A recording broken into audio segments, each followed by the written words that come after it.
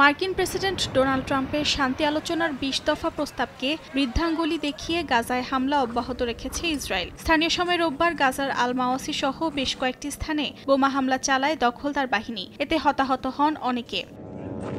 ইসরায়েলে জিম্মিদের মুক্তির বিষয়ে আশাবাদ ব্যক্ত করেছেন মার্কিন প্রেসিডেন্ট ডোনাল্ড ট্রাম্প। সাংবাদিকদের এক প্রশ্নের জবাবে ট্রাম্প বলেন, হামাসের হাতে জিম্মিদের শিগগিরই মুক্তি দেয়া হতে পারে।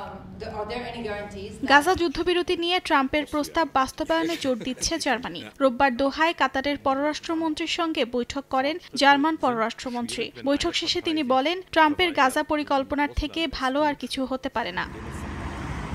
মিশরে সোমবার হতে যাচ্ছে হামাস ইসরায়েল শান্তি চুক্তি আলোচনা। কাতার থেকে কায়রো পৌঁছেছেন হামাসের প্রধান আলোচক খালিল আল হাইয়া। মার্কিন বিশেষ দূত স্টিভ উইটকফের পাশাপাশি জেরেড কুশনার এবং কাতারের পররাষ্ট্রমন্ত্রীও অংশ নেবেন এই আলোচনায়।